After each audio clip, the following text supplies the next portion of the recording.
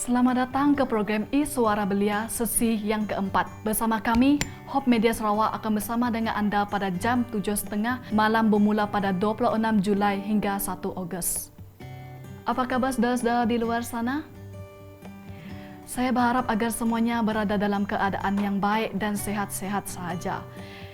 Kita semua sedia maklum bahawa negara kita dalam usaha untuk memutuskan rantaian COVID-19. Tetapi itu tidak menghalang kita daripada terus mempelajari firman Tuhan kerana keimanannya kuat dan kepercayaannya utuh dapat membantu kita untuk terus melayani Tuhan dalam hidup kita. Jadi, pada hari ini, saya Baby Esmeralda anak Miki dari Hope Media Sarawak akan memimpin perbaktian evangelisasi I-Suara Belia tahun 2020. Jadi, tema kita pada tahun ini adalah damai di dalam Yesus. Damai yang membawa kita kepada kehidupan yang lebih baik dan lebih mendekat kepada Tuhan. Nyanyian yang akan dipimpin oleh Candy Wei dan Brandon, yaitu lagu yang bertajuk Side by Side dan Medley. Lagu pertama kita ialah Side by Side.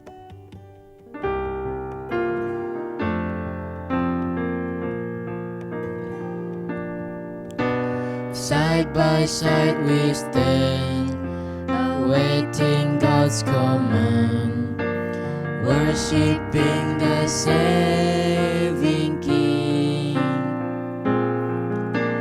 living by His grace and moving out in faith. Jesus Him see us through. Meet me in heaven, we'll join hands together. Meet me by the Savior's side. I'll meet you in heaven, we'll sing songs together. Brothers and sisters, I'll be there. Soldiers all are we, to go where Jesus leads, to fight the foe and we will overcome. Heaven is our goal, to save every soul. Pray that we all will be there. Meet me in heaven, we'll join hands together. Meet me by the Savior's side. I'll meet you in heaven, we'll sing songs together. Brothers and sisters, I'll be there. I'll meet you in heaven, we'll sing songs together. Brothers and sisters, I'll be there. Pray that we all will be there.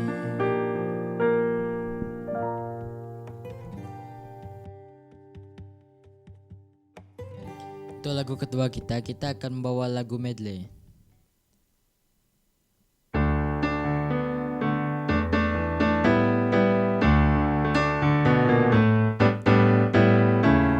Kasih Yesus indah, indah, oh indah. Kasih Yesus indah, indah, oh indah. Lebih indah dari pelangi, lebih indah dari bintang di langit, lebih indah dari bunga di taman. Oh Yesusku, lebih indah dari pelangi, lebih indah dari bintang di langit, lebih indah dari bunga di taman. Oh Yesusku. Ku daki, daki, daki, daki gunung yang tinggi. Ku selam, selam, selam, selam laut samudra.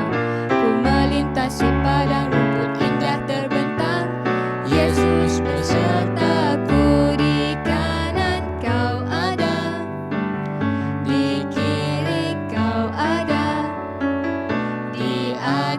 atas dan di bawah kau ada. Oh oh oh oh, di suka kau ada, di duka pun kau ada, karena Engkaulah Yesus Tuhan. Ku turun turun turun turun cerun yang curam, ku terbang terbang terbang terbang tinggi angkasa, ku dayung dayung dayung dayung sampai ke sungai. Yesus bersertaku, di kanan kau ada, di kiri kau ada, di atas dan di bawah kau ada. Oh oh oh oh, di suka kau ada, di duka pun kau ada, karena Engkaulah Yesus Tuhan. Hari ini ku rasa bahagia berkumpul bersama saudara seiman. Tuhan Yesus telah satukan kita tanpa memandang di antara kita, bergandengan tangan dalam kasih, dalam satu hati, berjalan dalam terang kasih Tuhan. Kau sahabatku, kau saudaraku, tiada yang dapat memisahkan kita. Oh, oh, kau sahabatku, kau saudaraku, tiada yang dapat memisahkan kita. Tiada yang dapat memisahkan kita.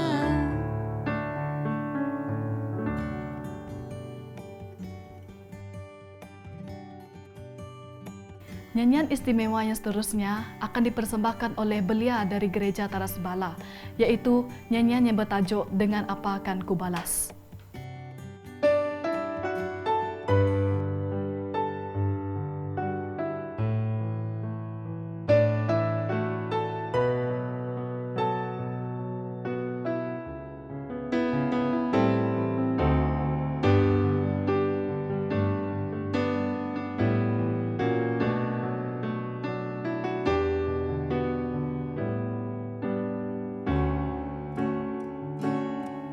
Kau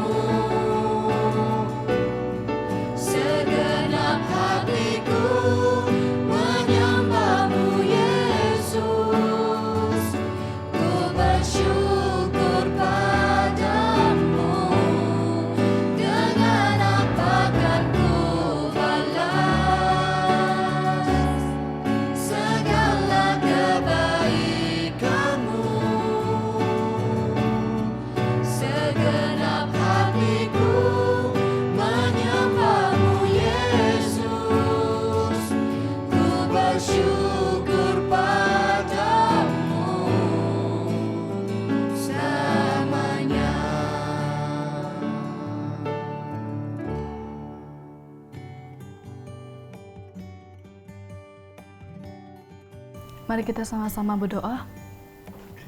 Bapa kami yang ada di surga, terima kasih atas pimpinan tangan Engkau yang sentiasa memimpin kami serta menjaga kami sepanjang malam ini. Terima kasih juga Tuhan, kami dapat menjalankan program ini dengan lancar. Semoga Engkau memberkati akal dan pikiran kami supaya kami dapat menerima atau mendengar tentang firman yang disampaikan oleh Pak Khotbah ini nanti. Semoga pengkhotbah ini Tuhan dapat Engkau berkati dengan baik Tuhan.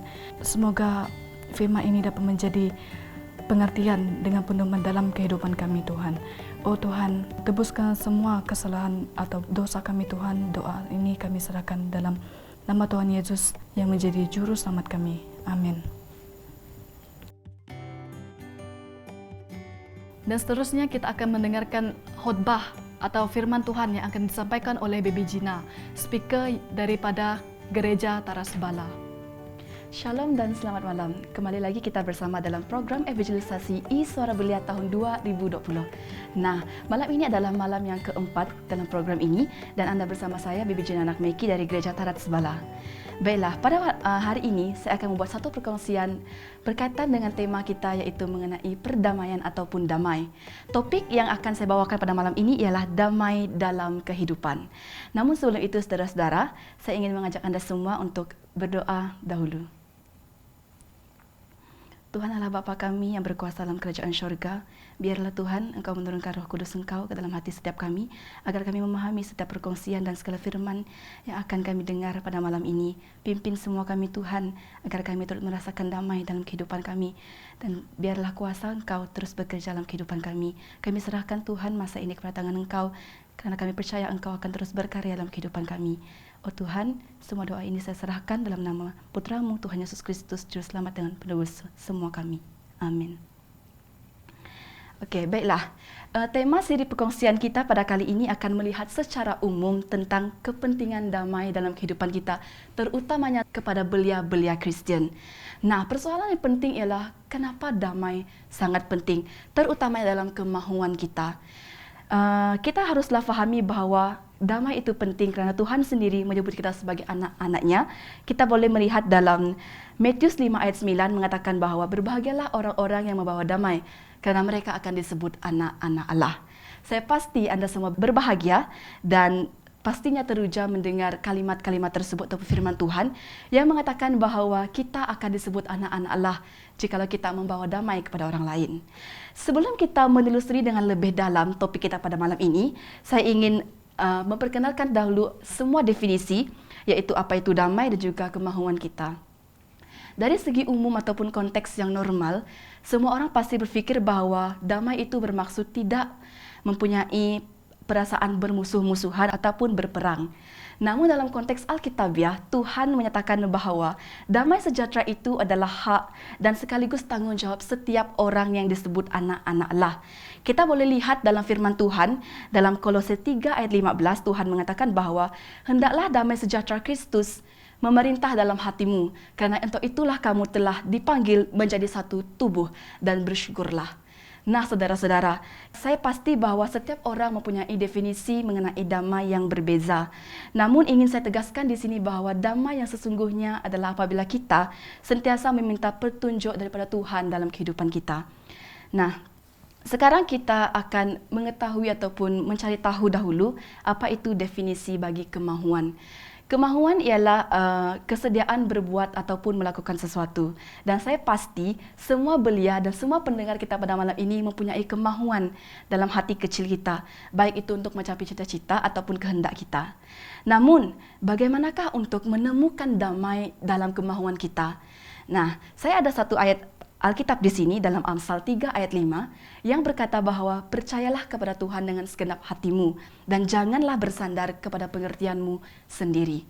Saudara-saudara yang terkasih dalam Kristus Yesus, kita percaya bahawa Tuhan memegang kendali ke atas kehidupan kita. Dan di dalam kalimat dalam Amsal 3 ayat 5 ini mengajak dan menyuruh kita semua agar sentiasa percaya kepada Tuhan dengan segenap hati kita. Dan di sini kita akan melihat pelbagai statistik mengenai belia yang tidak mempunyai damai dalam kemahuan. Karena setiap kemahuan yang ada pada diri kita tidak semestinya berbentuk positif. Bisa sahaja ataupun boleh sahaja kita mempunyai keinginan ataupun kemahuan yang berbentuk negatif. Soalan bagi semua pendengar kita pada malam ini, adakah Anda memiliki damai? Saya tanyakan sekali lagi, adakah Anda memiliki damai? Nah, saya percaya bahwa Anda ditakdirkan untuk mendengar firman ini. Sekiranya Anda menghadapi pergumulan, mari kita duduk dengan tenang dan dengar firman Tuhan pada malam ini, karena ia akan membawa damai kepada jiwa semua kita pada malam ini. Baiklah, di sini akan dipaparkan satu statistik dari World Health Organization, suicide data pada tahun 2016. Dan di sini mengatakan bahwa hampir 800.000 orang mati akibat membunuh diri, dan secara tepatnya satu orang pada setiap 40 saat. Saya ulang, satu orang dalam setiap 40 saat. Dan ini adalah satu statistik yang sangat-sangat menyayat hati. Dan untuk pengetahuan kita semua, daripada jumlah ini, golongan belia adalah golongan yang paling ramai membunuh diri. Dan saya ada satu lagi statistik di sini yang akan dipaparkan di skrin Anda. Dan di sini adalah suicides by age and income level, di mana ada dua perbandingan. Yang berwarna merah ialah jumlah dari negara yang berpendapatan sederhana dan rendah, dan yang diwarnakan biru adalah statistik bagi negara yang berpendapatan tinggi. Saya ingin Anda perhatikan di skrin Anda, kita lihat di sini bahwa jumlah peningkatan kadar kematian angkara membunuh diri bagi negara yang berpendapatan rendah dan sederhana sangat-sangatlah tinggi berbanding negara yang berpendapatan tinggi. Kalau kita berpikir dari akal manusia yang wajar dan rasional, kita pasti memikirkan bahwa negara yang berpendapatan tinggi selalunya mempunyai kes kematian yang agak tinggi, mungkin karena bebanan kehidupan. Nah, di sini statistik pada tahun 2016 ini agak mengejutkan, karena terdapat 793.000 pembunuhan diri dilakukan.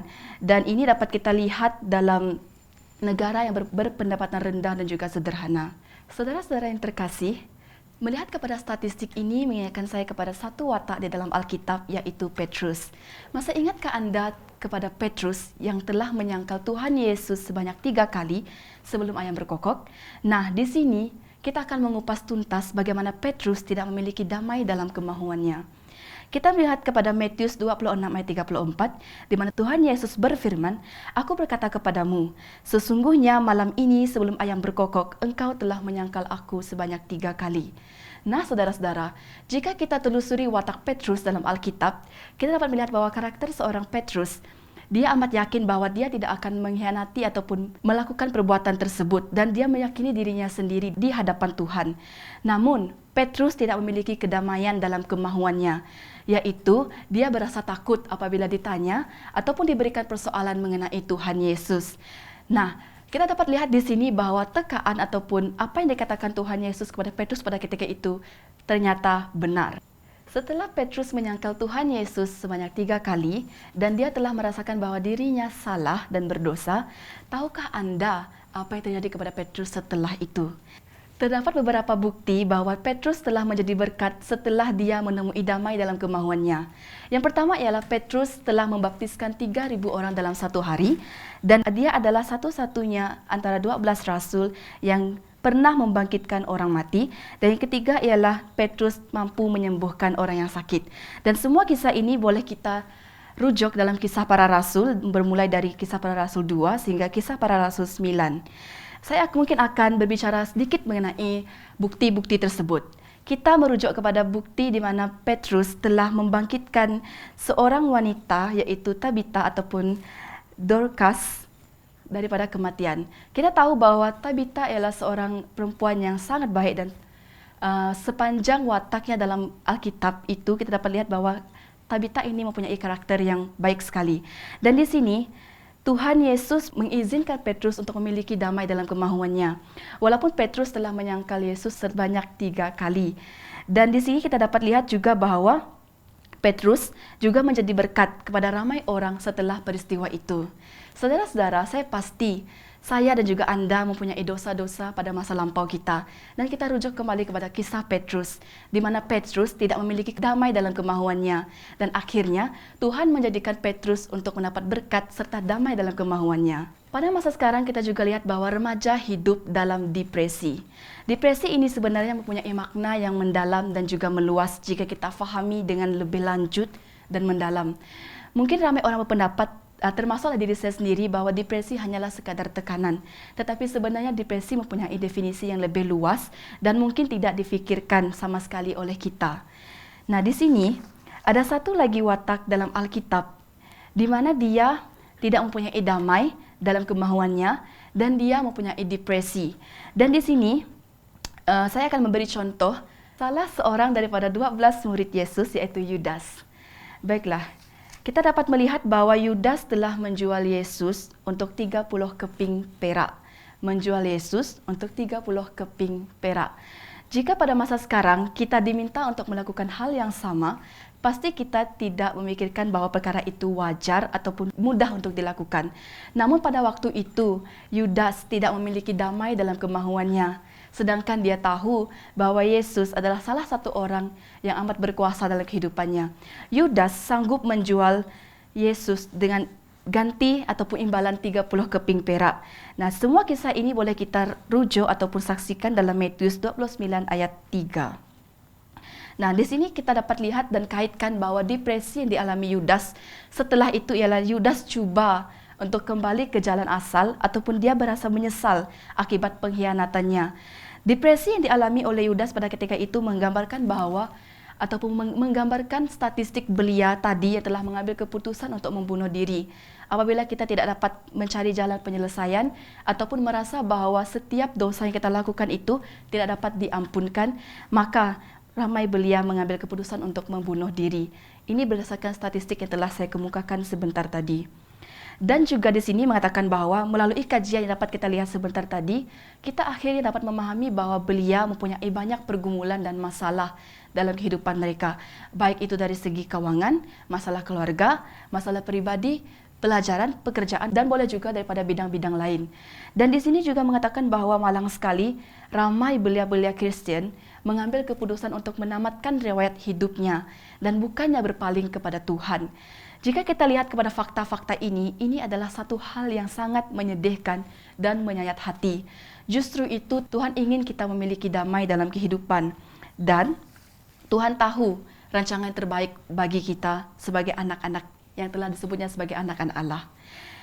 Dan untuk menjawab persoalan saudara-saudari semua yang mempunyai pergumulan dalam kehidupan, saya akan berkongsi 4 firman Tuhan yang saya pasti dapat menarik hati dan saya pasti dapat menusuk jiwa semua belia yang mendengar sekarang ini bahwa Tuhan sedang memegang kendali ke atas setiap pergumulan kita. Kita mulakan dengan firman yang pertama. Mari buka Alkitab kita rujuk dalam Yesaya 55 ayat 8. Di situ Tuhan menegaskan bahwa rancanganku bukanlah rancanganmu dan jalanmu bukanlah jalanku. Demikianlah firman Tuhan. Saudara-saudara, mempunyai rancangan dalam kehidupan itu wajar dan semua orang mempunyai rancangan. Namun yang terjadi adalah rancangan-rancangan Tuhan. Dan Tuhan sendiri tahu apa yang terbaik untuk kita sebagai anak-anaknya. Dalam 2 Petrus 3 ayat 8 juga mengatakan bahwa akan tetapi saudara-saudaraku yang kekasih, yang satu ini tidak boleh kamu lupakan, yaitu bahwa di hadapan Tuhan 1 hari sama seperti 1000 tahun dan 1000 tahun sama seperti 1 hari. Jika kita melihat kepada kalimat dalam firman ini, kita pasti tidak dapat membayangkan bahwa Tuhan menggunakan ayat-ayat yang tersusun indah, bahwa bagi Dia 1 hari boleh saja menjadi 1000 tahun. Dan 1000 tahun bagi kita boleh saja menjadi seperti 1 hari. Bermakna di sini bahwa Tuhan tahu waktu yang terbaik untuk menyelesaikan segala masalah yang sedang kita hadapi. Dalam Yeremia 29 ayat 11 juga mengatakan bahwa sebab aku ini mengetahui rancangan-rancangan apa yang ada padaku mengenai kamu. Demikianlah firman Tuhan, yaitu rancangan damai sejahtera dan bukan rancangan kecelakaan untuk memberikan kepadamu hari depan yang penuh harapan. Saya tersenyum apabila membaca ayat ini, menggambarkan bahwa Tuhan menjanjikan satu janji yang manis, bahwa Dia tahu dan Dia mempunyai rancangan damai sejahtera dalam kehidupan kita. Dan ayat yang terakhir boleh kita temukan dalam Roma 8 ayat 28, Tuhan mengatakan, kita tahu sekarang bahwa Tuhan turut bekerja dalam segala sesuatu untuk mendatangkan kebaikan bagi mereka yang mengasihi Dia, yaitu bagi mereka yang terpanggil sesuai dengan rencana Allah. Nah, di sana saya telah kemukakan 4 firman yang boleh dikatakan sebagai janji Tuhan kepada setiap manusia, terutamanya belia-belia Kristen sedang mendengar sekarang. Dan saya ingin mengupas dengan lebih lanjut ataupun mungkin sedikit secara ringkas di ayat yang keempat, yaitu Roma 8 ayat 28. Saya teringat dengan kisah seorang lagi watak dalam Alkitab, yaitu Paulus. Kita tahu sejarah hidup Paulus. Paulus yang sebelumnya dikenali sebagai Saulus telah melakukan satu perbuatan yang boleh dikatakan sangat kejam kepada umat Kristen pada suatu masa dahulu. Dan pada tahun sekitar 34 Masihi, pada kurun waktu ketika itu, terjadi pembunuhan orang Kristen yang jumlahnya meningkat dan banyak. Dan di sini kita dapat lihat bagaimana Saulus memainkan peranan yang sangat kejam sehingga dia sanggup mendapatkan kebenaran daripada imam kepala untuk membunuh orang-orang Kristen pada ketika itu. Nah, kenapa di Roma 8 ayat 28 Tuhan mengatakan bahwa mereka yang terpanggil sesuai dengan rencana Allah? Kita dapat melihat bahwa Paulus adalah salah seorang yang terpanggil bagi rencana Allah. Mungkin kita bertanya dalam hati, kenapa Tuhan memilih Paulus?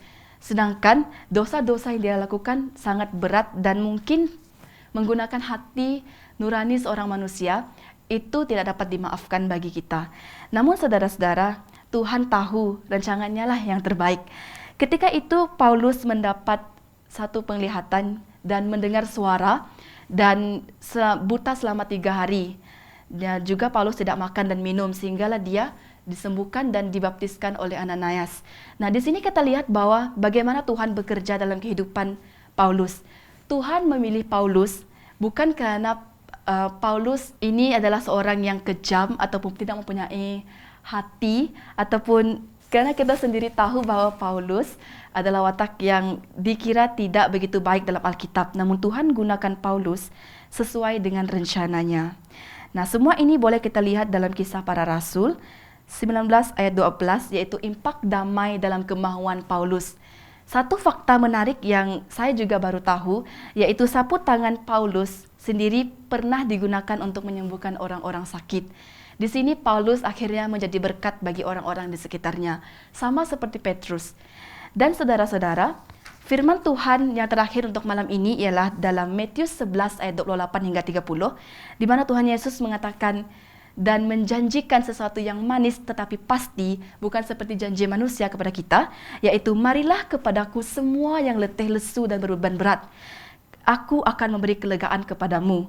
Pikullah kuk yang kupasang dan belajarlah padaku, karena aku lemah lembut dan rendah hati dan jiwamu akan mendapat ketenangan. Sebab kuk yang kupasang itu enak dan bebanku pun ringan. Itu adalah kalimat-kalimat manis yang Tuhan janjikan kepada setiap belia di luar sana. Apapun yang kita hadapi pada waktu ini, percayalah Tuhan tahu waktu yang terbaik untuk mengeluarkan kita dari pergumulan kita. Kesimpulannya ialah firman-firman pada malam ini ialah memberi satu seruan kepada belia, sama ada saya atau Anda atau semua individu yang sedang menyaksikan rancangan kita pada malam ini, bahwa Tuhan sentiasa ada untuk kita. Di dalam Matius 11 ayat 28 hingga 30, Tuhan menggunakan perkataan marilah. Mengapa? Karena Tuhan sendiri pernah merasakan semua yang telah kita rasakan atau sedang kita rasakan. Ingatkah Anda bahwa Tuhan juga pernah menjalani kehidupan sebagai manusia dan dia juga mengalami pergumulan-pergumulan yang sama seperti kita. Bezanya, Tuhan tidak pernah kalah dalam imannya. Nah, di sini Yesus mengetahui dan telah mengalami apa yang kita alami di dalam kehidupan kita. Jawaban daripada setiap kesusahan yang kita alami pada hari ini adalah karena wujudnya dosa nenek moyang kita. Dulu manusia memilih untuk berdosa dan upah dosa ialah kesengsaraan yang kita sedang hadapi. Jadi semua belia yang sedang menyaksikan program Suara Belia pada malam ini, ketahuilah dan percayalah bahwa Tuhan Yesus memegang kendali ke atas kita. Milikilah damai dalam kemahuanmu. Maka saya percaya semua belia akan menjalani kehidupan yang lebih baik dan perhubungan yang lebih utuh dengan Yesus Kristus. Semoga perkongsian yang serba sedikit dan short and sweet ini akan memberikan satu damai dalam kehidupan saudara semua, agar semua kita merasakan bahwa Tuhan ingin kita memiliki damai dalam kemauan kita. Saya ulang, milikilah damai dalam kemauan kita. Shalom, dan semoga Tuhan memberkati kita semua. Terima kasih. Program kita hari ini akan diakhiri dengan lagu penutup yang bertajuk Sukacita Bergelora. Lagu penutup kita ialah Sukacita Bergelora.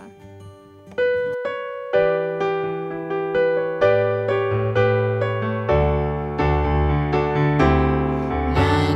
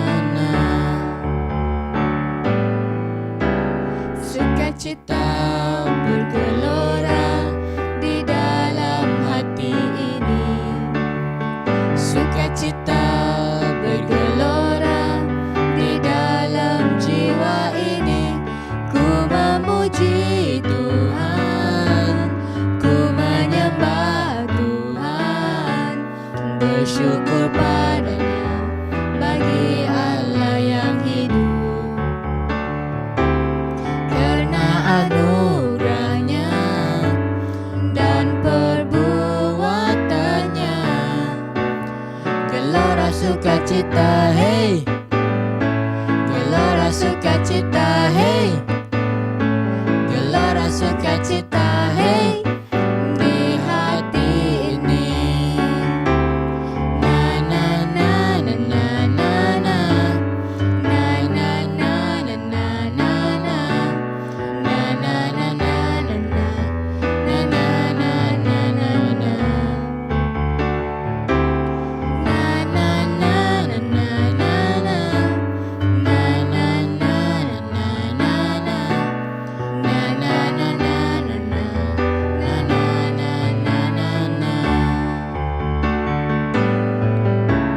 Sukacita bergelora di dalam hati ini.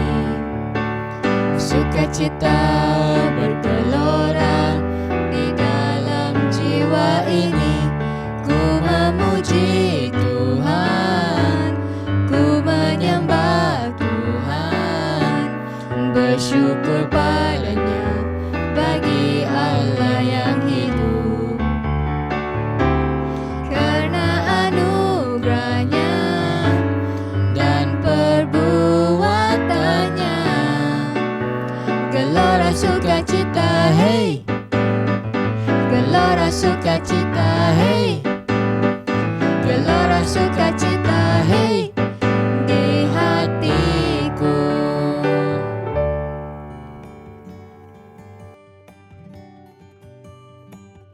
Doa penutup akan dilayangkan oleh Baby Gina. Mari saya pimpin dalam doa.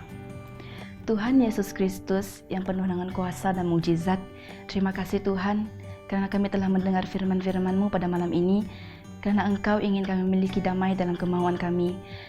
Sebagai belia Tuhan, dengan umur yang sangat muda, kami memiliki banyak kemauan dalam kehidupan kami, dan biarlah setiap kemauan kami menjurus ke arah-Mu dan menjadi berkat bagi semua orang. Biarlah Tuhan kami mencontohi Petrus dan Paulus, di mana mereka pernah sesat dan tidak memiliki damai dalam kehidupan, tetapi Engkau akhirnya Tuhan memilih mereka sebagai watak dan karakter yang membawa berkat kepada semua orang. Semoga Tuhan mendengar semua masalah dan pergumulan, serta permintaan doa belia-belia dan setiap individu yang mendengar kami pada malam ini. Biarlah Tuhan membuka jalan untuk segala masalah dan pergumulan kami, dan biarlah Tuhan terus berkarya dalam kehidupan kami. Pimpin semua belia kami Tuhan, agar kami terus kuat dalam iman kami, terus menjadi berkat dan terus menjadi legasi untuk menyampaikan firman-Mu Tuhan kepada generasi-generasi yang akan datang. Tuhan, terima kasih karena Engkau telah berkarya dan melakukan banyak mukjizat dalam kehidupan kami. Kami bersyukur dan senantiasa menaikkan pujian bagi-Mu. Tuhan, ampunilah semua dosa-dosa kami. Kami serahkan semua doa ini dalam nama Putra-Mu, Tuhan Yesus Kristus, Juru Selamat dan Penebus semua kami. Amin. Terima kasih kerana bersama kami di Hope Media Sarawak.